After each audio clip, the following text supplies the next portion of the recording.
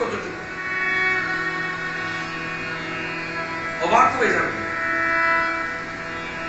শুধু মায়ার পর্দাটুকু। তোমার সঙ্গে তোমার গোবিন্দের দূরত্ব মায়ার পর্দাটুকু।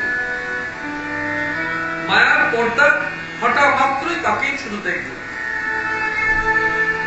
এই মায়ার পর্দাটা কি? জাগতিক স্পৃহা, এই জন্মের স্পৃহা, প্রাপ্তি অপ্রাপ্তি, তাতে তোমার মনের যন্ত্রণা, ক্লেশ, জীবনের প্রতি তোমার দুঃখবোধ, অপ্রাপ্তি হেতু, এই সব যদি হয়, গোবিন্দ মায়া বন্ধন দ্বারা তোমাকে দর্শন দেবে না।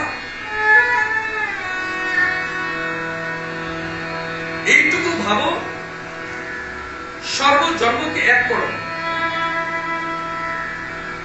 দেবতারাও শুদ্ধ লালায়িত থাকে, যক্ষ রক্ষ কিন্ন রূপ দেবতা থেকে শুরু করে সব।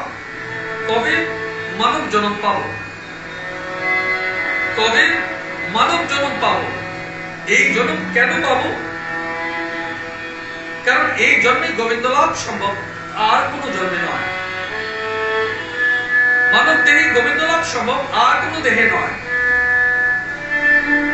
এই দেহ গোবিন্দ উপাসনার জন্য, তাকে প্রাপ্তি করবার জন্য, প্রেম অনুভব করবার জন্য, সুখানুভবের জন্য, উপলব্ধির জন্য, অনুভবের জন্য, অনুরাগের জন্য, রাধারানীর দিব্য অনুভব তোমার প্রাপ্তি করানোর জন্য। এই জন্য দেবতারও লালায়িত মানব দেহ প্রাপ্তির জন্য। তা পেলে ওরাও তৃপ্ত অনুভব করেন, তৃপ্তি পান। যার কোথাও নেই তার মানব লোকে আছে, যা কোনো দেহে নেই তার মানব দেহে আছে। কোন লোকে সুখ নেই যা মৃত্যু লোকে আছে, কোন দেহে সুখ নেই যা মানব দেহে আছে। কি সুখ? ভগবানের জন্য অনন্ত প্রেম,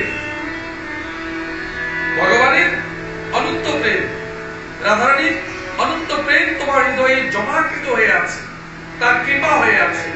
তা দিয়ে গোবিন্দকে লাভ করে, তা দিয়ে গোবিন্দকে পাবে। এই মানব জীবনের চূড়ান্ত অভিষ্ট লক্ষ্য বস্তু। আর কিছু থাকা উচিত নয়, বাকি সব মায়া। এটাই একমাত্র অভিষ্ট, পরম অভিষ্ট। যাকে পেলে তার কাছে যাবে। একবার মহাবীরকে শ্রীরাম বলেছিলেন যে আমি তো কয়েকদিন পরে বৈকুণ্ঠ চলে যাব, তুমি যাবে তো? সেখানে আমার চতুর্ভুজ রূপ প্রাপ্তি হবে। নিশ্চয়ই যাব, কিন্তু আমি ভগবান তোমার এই শ্রীরামের রূপ, ধনু সংযুক্ত যে রূপ, এই রূপ দেখতে চাই।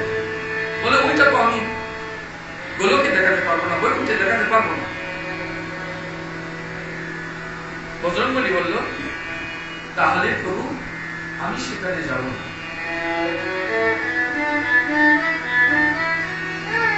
মহাবীর বলছে যে রামের রূপ যদি আমি বৈকুণ্ঠে না দেখি, আমি বৈকুণ্ঠ দেখবো, আমি যাবো না, এখানে থাকবো। যারা রাম গুণগান করে আমি তাদের সঙ্গে থাকবো।